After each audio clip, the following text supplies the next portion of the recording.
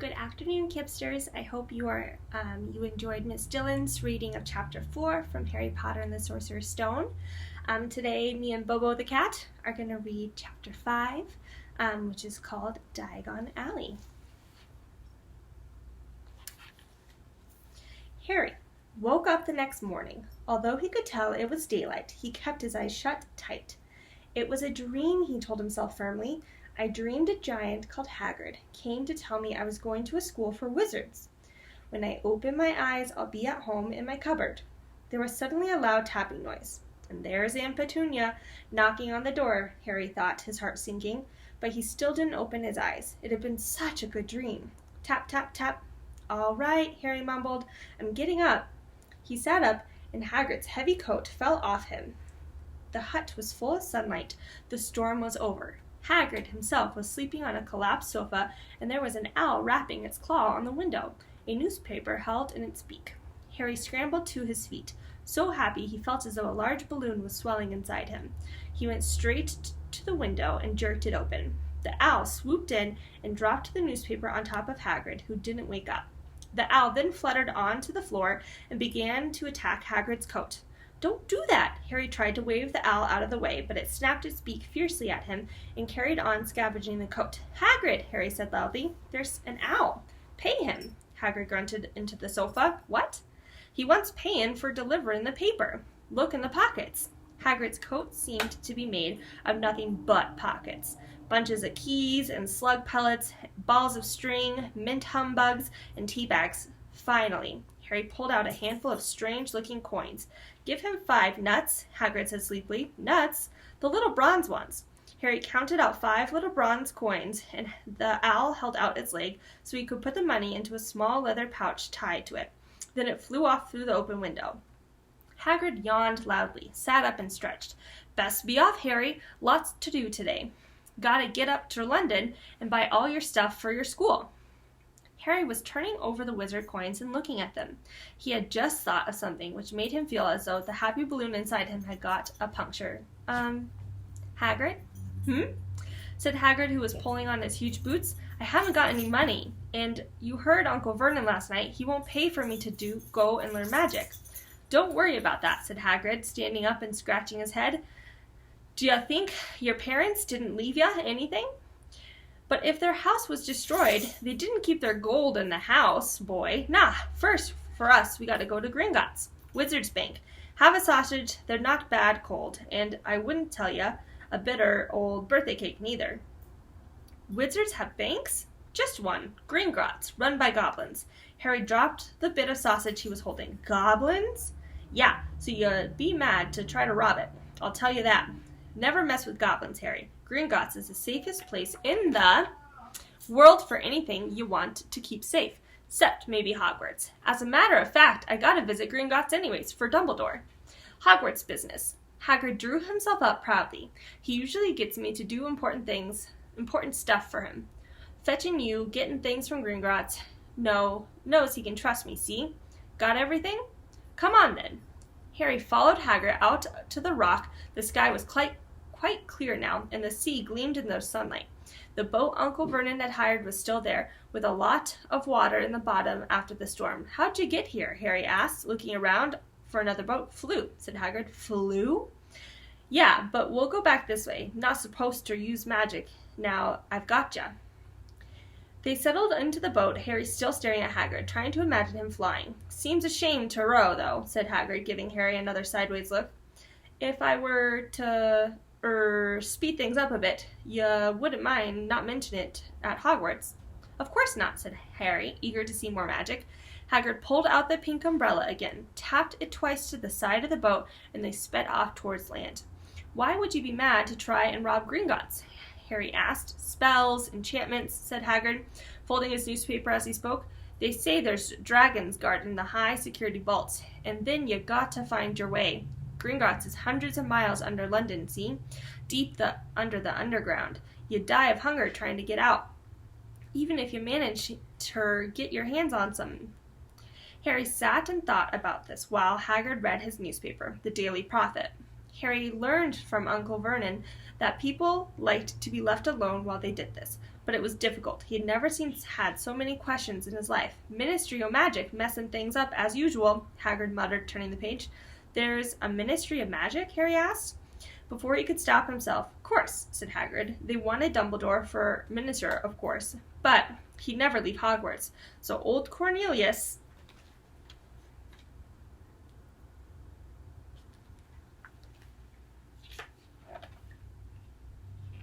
Fudge got the job. Bungler, if there ever was one. So he pelts Dumbledore with owls every morning asking for advice. But what does a Ministry of Magic do? Well, their main job is to keep it from the Muggles, that there's still witches and wizards up and down the country. Why? Why? Blimey, Harry. Everyone be wanting magic solutions for their problems. Nah, we're best left alone. At this moment, the boat bumped gently into the harbor wall. Hagrid folded up his newspaper. They clambered up the stone steps on the streets. Passers-by stared a lot at Hagrid as they walked through the little town to the station. Harry couldn't blame them. Not only was Hagrid twice as tall as anyone else, he kept pointing out perfectly ordinary things like parking meters and saying loudly, "See that, Harry? Things these muggles dream up, eh?" "Hagrid," Harry said, panting a bit as he ran to keep up. "Did you say there were dragons at Gringotts?" "Well, so they say," said Hagrid. "Crikey, I'd like a dragon." "You'd like one?" "Wanted one ever since I was a kid. Here we go." They reached the station. There was a train to London in 5 minutes' time. Hagrid, who didn't understand Muggle money, as he called it, gave the notes to Harry so he could buy their tickets. People stared more than ever on the train. Hagrid took up 2 seats and sat knitting what looked like a canary yellow circus tent. "Still got your letter, Harry?" he asked as he counted the stitches. Harry took the parchment envelope out of his pocket. "Good," said Hagrid.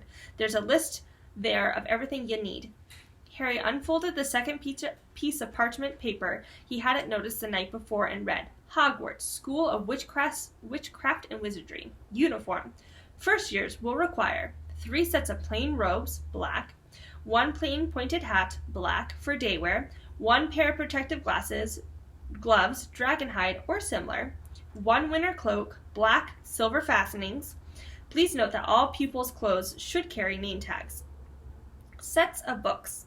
All students should have a copy of each of the following: The Standard Book of Spells, Grade 1, by Miranda Groshok, A History of Magic by Bilda Bagshot, Magical Theory by Alberta Wolfing, A Beginner's Guide to Transfiguration by Emmerich Switch, 1000 Magical Herbs and Fungi by Philetta Spore, Magical Drafts and Potions by Arsenius Jigger, Fantastic Beasts and Where to Find Them by Newt Scamander, The Dark Forces, A Guide to Self-Protection by Quentin Trimble. Other equipment: 1 wand, 1 cauldron, pewter, standard size 2, 1 set glass or crystal styles, 1 telescope, 1 set brass scales.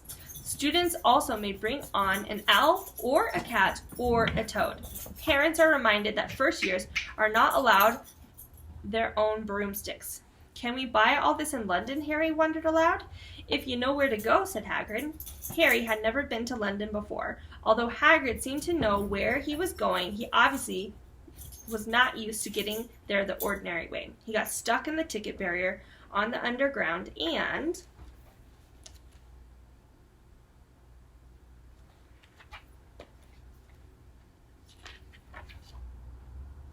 complained loudly that the seats were too small and the trains too slow. "I don't know how the Muggles manage without magic," he said as they climbed a broken-down escalator which led up to the bustling road lined with shops. Hagrid was so huge that he parted this crowd easily. All Harry had to do was keep close behind him. They passed bookshops and music stores, hamburger bars and cinemas, but nowhere that looked as if it could sell you a magic wand. There was just an ordinary street full of ordinary people. Could there really be piles of wizard gold buried miles beneath them? Were there really shops that sold spell books and broomsticks? Might this not all be some huge joke that the Dursleys had cooked up? If Harry hadn't known that the Dursleys had no sense of humor, he might have thought so. Yet somehow, even though Hagrid had just told him so far was unbelievable, Harry couldn't help trusting him. "This is it," said Hagrid, coming to a halt. "The Leaky Cauldron. It's a famous place." It was a tiny, grubby-looking pub. If Hagrid hadn't pointed it out, Harry wouldn't have noticed it was there. The people hurrying by didn't glance at it. Their eyes slid from the big bookshop on one side to the record shop on the other, as if they couldn't see the leaky cauldron at all. In fact, Harry had the most peculiar feeling that only he and Hagrid could see it. Before he could mention this, Hagrid had steered him inside. For a famous place, it was very dark and shabby. A few old women were sitting in the corner, drinking tiny glasses of sherry. One of them was smoking a long pipe. A little man in a top hat was talking to the old barman, who was quite bald and looked like a gummy walnut. The low buzz of chatter stopped when they walked in. Everyone seemed to know Hagrid. They waved and smiled at him, and the barman reached for a glass, saying, "The usual, Hagrid?" "Can't, Tom. I'm on Hogwarts business," said Hagrid, clapping his great hand on Harry's shoulder and making Harry's knees buckle. "Good Lord," said the barman, peering at Harry. Can it be?" The leaking cauldron had suddenly gone, completely still and silent. "Bless my soul," whispered an old barman. "Harry Potter. What an honor." He hurried out from behind the bar, rushed towards Harry, and seized his hand, tears in his eyes. "Welcome back, Mr. Potter. Welcome back." Harry didn't know what to say. Everyone was looking at him. The old woman with the pipe was puffing on it without realizing it had gone out. Hagrid was beaming. Then there was a great scraping of chairs, and the next moment Harry found himself shaking hands with everyone in the leaky cauldron. "Dolores Cockford, Mr. Potter, can't believe I'm meeting you at last. So proud, Mr. Potter, I'm just so proud. Always wanted to shake your hand. I'm all of a flutter. Delighted, Mr. Potter. Just can't tell you. Dingle's the name. Douglas Dingle." "I've seen you before," said Harry, as Douglas Dingle's top hat fell off in his excitement. "You bowed to me once in a shop." "He remembers!" cried Deadless Dingle, looking around at everyone. "Did you hear that? He remembers." Harry shook hands again and again. Doris Crockford kept coming back for more. A pale young man made his way forward very nervously. One of his eyes was twitching. "Professor Quill," said Hagrid. "Harry, Professor Quill will be one of your teachers at Hogwarts." "Potter," stammered Professor Quill, grasping Harry's hand, "can't tell you how pleased I am to meet you." "What sort of magic do you teach, Professor Quill?" Defense against the dark arts," muttered Professor Quill, as though he would rather not think about it. "Not that you need it, eh, Potter?" He laughed nervously. "You'll be getting your own equipment, I suppose. I've got to pick up some new books on vampires myself." He looked terrified at the very thought, but the others wouldn't let Professor Quirrell keep Harry to himself. It took almost 10 minutes to get away from them all. At last, Hagrid managed to make himself heard over the babble. Must get on. Lots to buy. Come on, Harry." Doris Cockford shook Harry's hand one last time, and Hagrid led them through the bar and out into a small walled courtyard.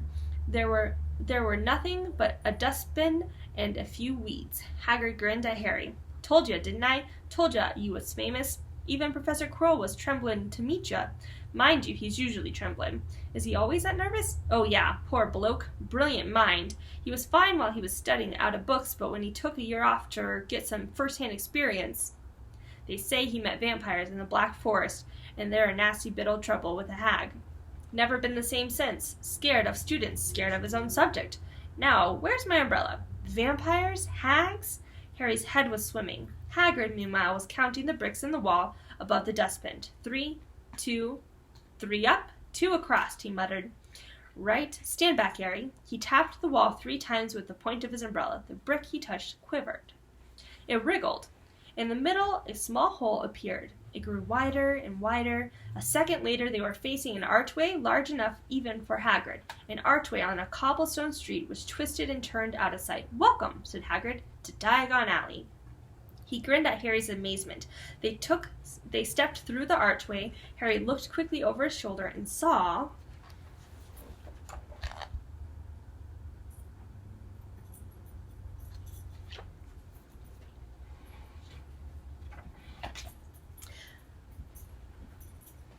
the archway shrink instantly back into a solid wall. The sun shone brightly on a stack of cauldrons outside the nearest shop. Cauldrons all sizes, copper, brass, pewter, silver, self-stirring, collapsible, said a sign hanging over them. You'll be needing one, said Hagrid, but we gotta get your money first. Harry wished he had about 8 more eyes. He turned his head in every direction. As I walked up the street, trying to look at everything at once, the shops, the things outside, the people doing their shopping, a plump woman outside an apothecary's was shaking her head as I passed, saying, "Dragon liver, 16 sickles an ounce, they're mad." A low, soft hooting came from a dark shop with a sign saying Aelope's Owl Emporium, Tawny, Screech, Barn, Brown, and Snowy. Several boys about Harry's age had their nose pressed against a window with broomsticks in it. "Look," Harry heard one of them say, "the Nimbus 2000, fastest ever." There were shops selling robes, shops selling telescopes and strange silver instruments Harry had never seen before. Windows stacked with barrels of bat spleen and eel's eyes, tottering piles of spell books and quills and rolls of parchment, potion bottles, globes of the moon. "Gringotts," said Hagrid. They had reached a snowy white building which towered over the other little shops. Standing beside its burnished bronze doors, wearing a uniform of scarlet and gold, was... "Yeah, that's a goblin," said Hagrid quietly, as they walked up to the white stone steps towards him. The goblin was about a head shorter than Harry. He was swarthy and clever-faced, a pointed beard, and Harry noticed very long fingers and feet. He bowed as they...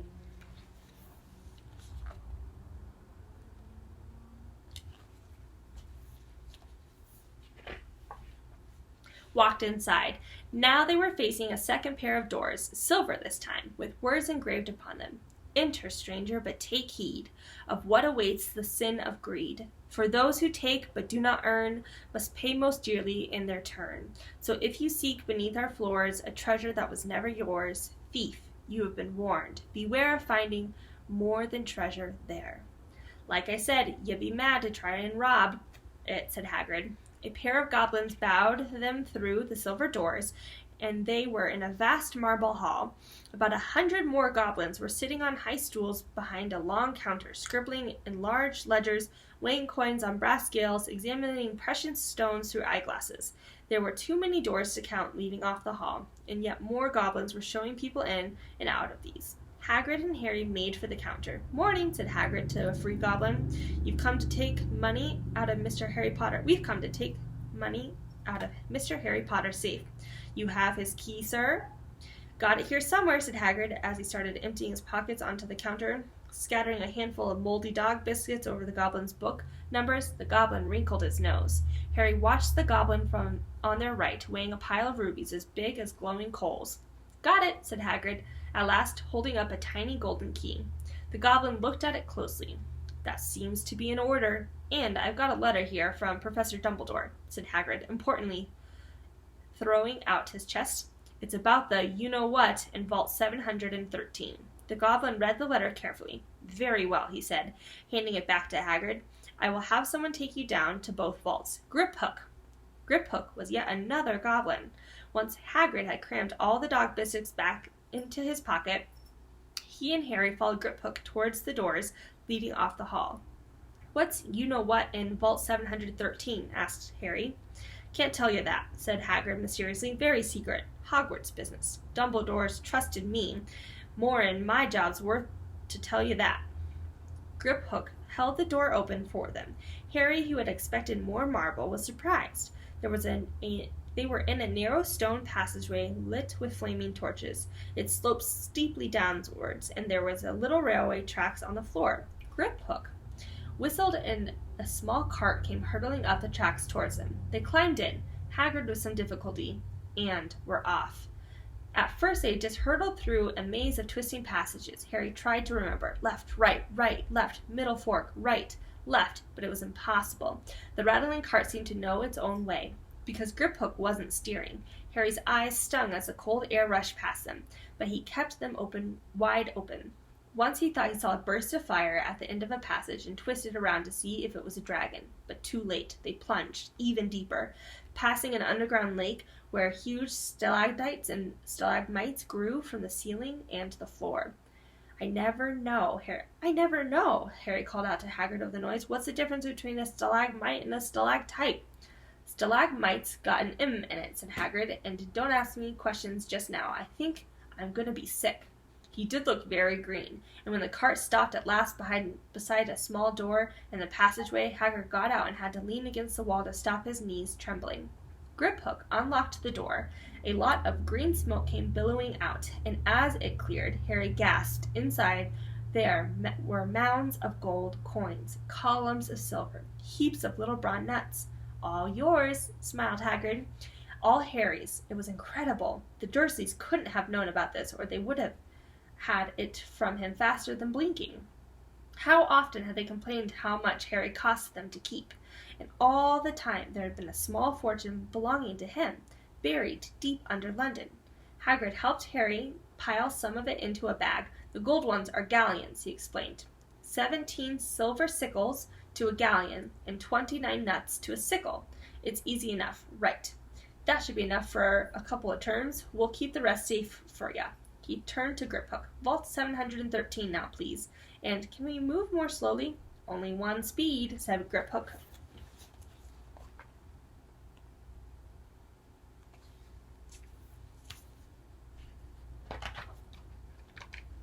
They were going deeper now, and gathering speed. The air became colder and colder as they hurtled round tight corners.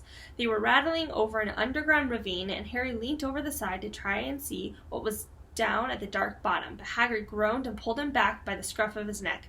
Vault 713 had no keyhole. Stand back, said Griphook importantly. He stroked the door gently with one of his long fingers, and it simply melted away. If anyone but a Gringotts goblin tried that, they'd be sucked through the hole and trapped there forever, said Griphook. How often do you check to see if anyone's inside? Asked Harry.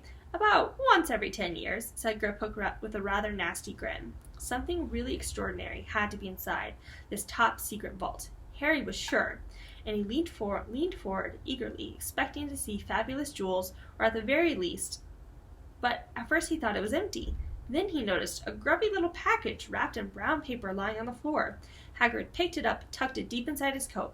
Harry longed to know what it was, but knew better than to ask. Come on, back to this infernal cart, and don't talk to me on the way back. It's best if I keep my mouth shut, said Hagrid. One wild cart ride later, they stood blinking in the sunlight outside Gringotts. Harry didn't know where to run first now that he had a bag full of money. He didn't have to know how many galleons there were to a pound to know that he was holding more money than he had had in his whole life, more money than even Dudley had ever had. Might as well get your uniforms, said Hagrid, nodding towards Madame Milkin's robes for all occasions. Listen, Harry, would you mind if I slipped off to pick me up from the leaky cauldron? I hate them Gringotts carts. He did still look a bit sick, so Harry entered Madame Milkin's shop alone, feeling nervous. Madame Milkin was squat and a smiling witch dressed in all mauve. Hogwarts, dear, she said, when Harry started to speak. Got the lot here, another young man being fitted just now. In fact, in the back of the shop, a boy with a pale, pointed face was standing on a footstool, while a second witch pinned up his long black robes. Madame Milkin stood Harry on a stool next to him, slipped a long robe over his head, and began to pin it to the right length. Hello, said the boy. Hogwarts too? Yes, said Harry. My father's next door buying my books, and my mother's up the street looking at wands.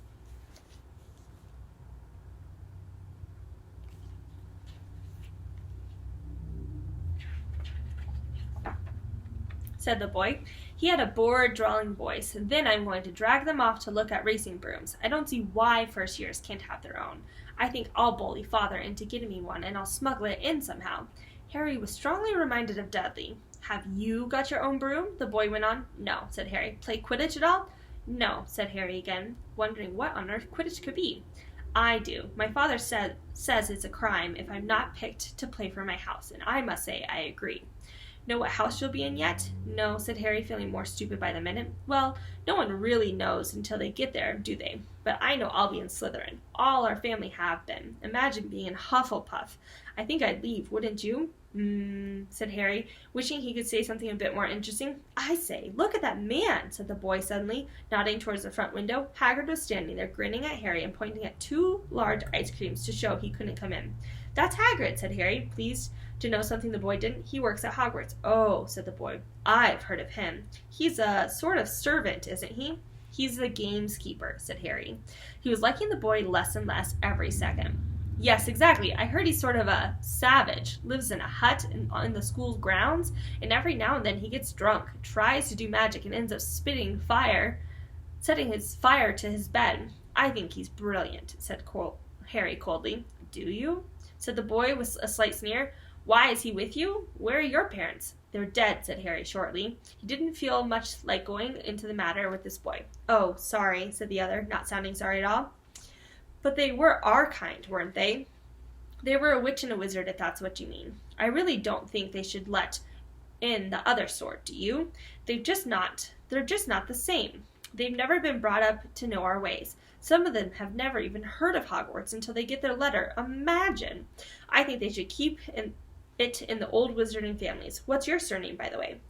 Before Harry could answer, Madame Milkin said, That's you done, my dear. And Harry's, not sorry for an excuse to stop talking to this boy, hopped down from the footstool.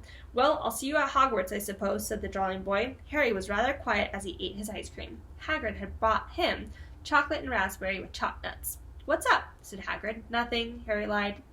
They stopped to buy parchment and quills. Harry cheered up a bit when he found a bottle of ink that changed color as you wrote. When they had left the shop, he said, Hagrid, what's Quidditch? Blimey, Harry, I keep forgetting how little you know. Not knowing about Quidditch? Don't make me feel worse, said Harry. He told Hagrid about the pale boy and Madame Milkins. And he said people from Muggle families shouldn't be allowed in. You're not from a Muggle family. If he had known who you were, he'd grown up knowing your name if his parents were wizard and folk. You saw him in the leaky cauldron. Anyways, what does he know about it? The best I ever saw were the only ones with magic in them. And a long line of muggles. Look at your mom. Look what she had for a sister. So what is Quidditch? It's our sport. Wizard sport. It's like football in the muggle world. Everyone follows Quidditch.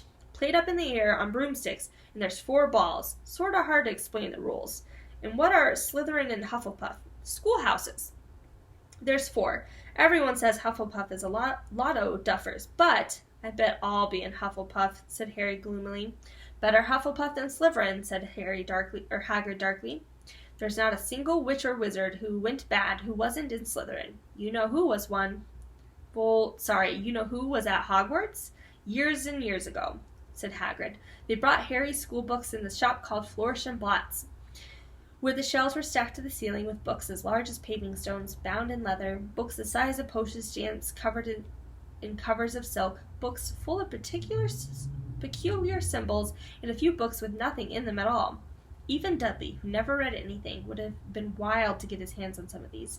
Hagrid almost had to drag Harry away from the curses and counter-curses, bewitch your friends and befuddle your enemies with the latest revenges. Hair loss, jelly legs, tongue-tying, and much, much more. By Professor Vindictus Viridian. I was trying to find out how to curse Dudley. I'm not saying that's not a good idea, but you're not to use your magic in the Muggle world, except for very special circumstances, said Hagrid. And anyway, you couldn't work any of them curses yet. You'll need a lot more studying before you're able to get to that level. Hagrid wouldn't let Harry buy a solid gold cauldron either. It says pewter on your list.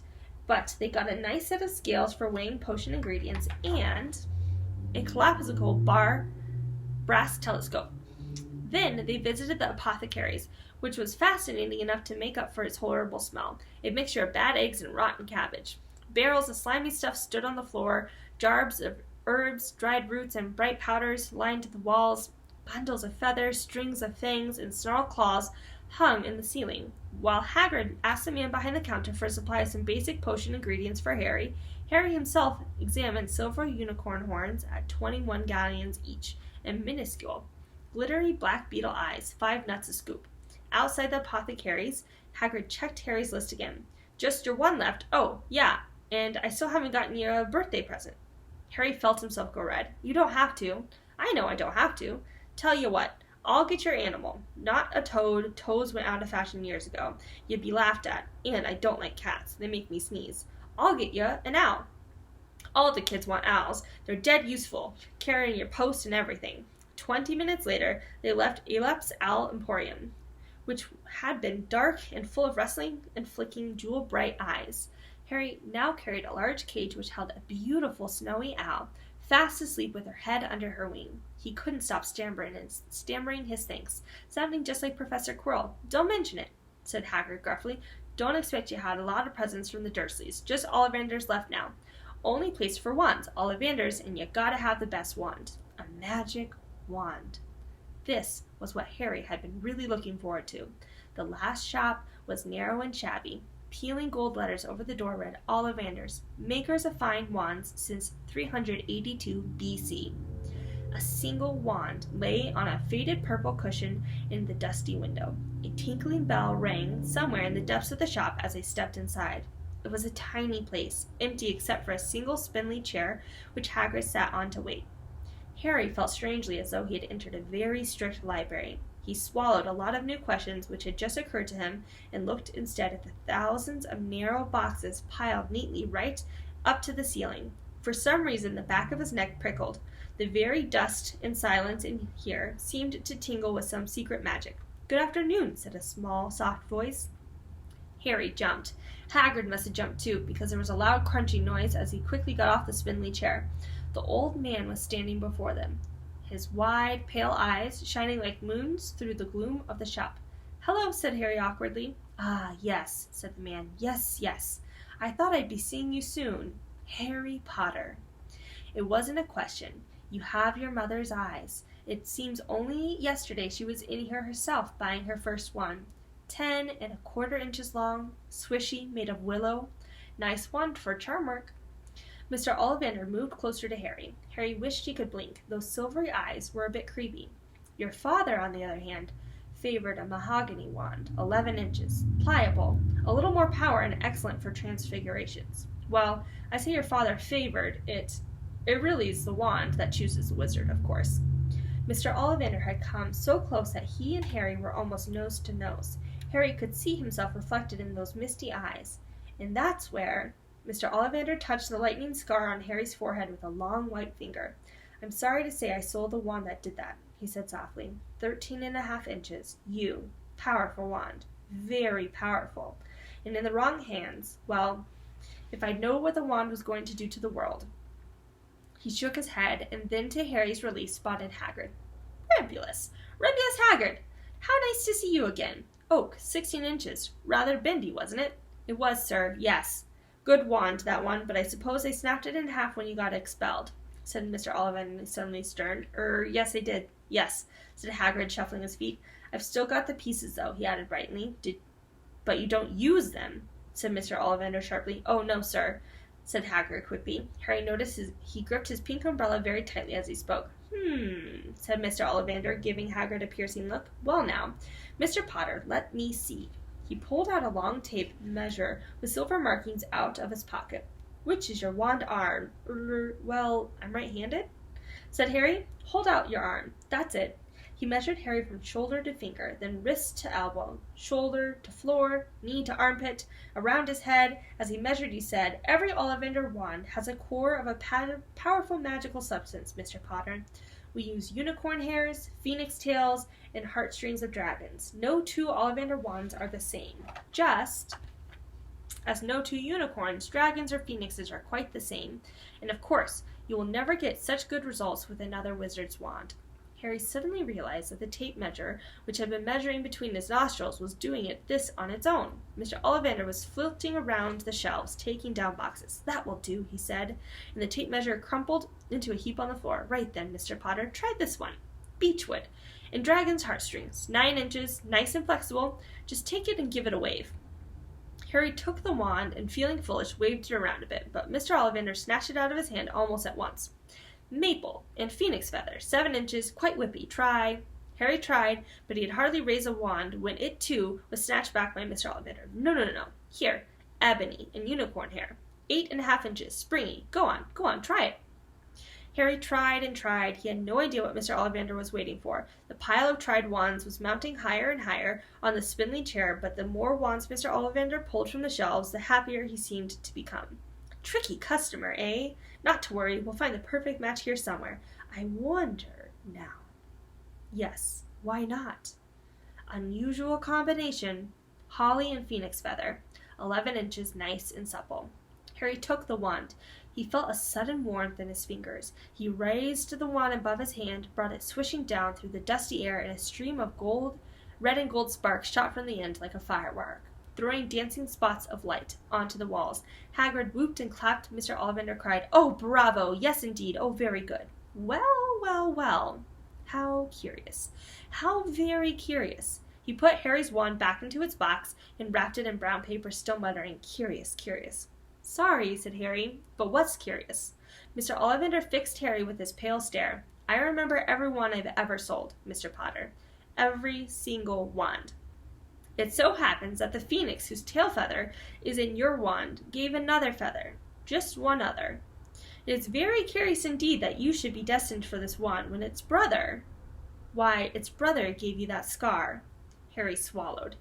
Yes, 13.5 inches, you. Curious indeed how these things happen. The wand chooses the wizard, remember. I think we must expect great things from you, Mr. Potter. After all, he who must not be named did great things. Terrible, yes, but great. Harry shivered. He wasn't sure he liked Mr. Ollivander too much. He paid 7 gold galleons for his wand, and Mr. Ollivander bowed them from his shop. The late afternoon sun hung low in the sky as Harry and Hagrid made their way back down Diagon Alley, back through the wall, back through the leaky cauldron, now empty. Harry didn't speak at all as they walked down the road. He didn't even notice how much people were gaping at them on the underground, laden as they were with all their funny-shaped packages, with a sleepy, snowy owl on Harry's lap. Up another escalator and out into Paddington Station, Harry only realized that where they were when Hagrid tapped him on the shoulder. Got time for a bite to eat before your train leaves, he said. He brought Harry a hamburger, and they sat down on plastic seats to eat them. Harry kept looking around. Everything looked so strange somehow. You all right, Harry? You're very quiet, said Hagrid. Harry wasn't sure he could explain. He had just had the best birthday of his life, and yet he chewed his hamburger, trying to find the words. Everyone thinks I'm special, he said, at last. All those people in the leaky cauldron, Professor Quirrell, Mr. Ollivander, but I don't know anything about magic at all. How can they expect great things? I'm famous, and I can't even remember what I'm famous for. I don't know what happened when the night my parents died. Hagrid leaned across the table.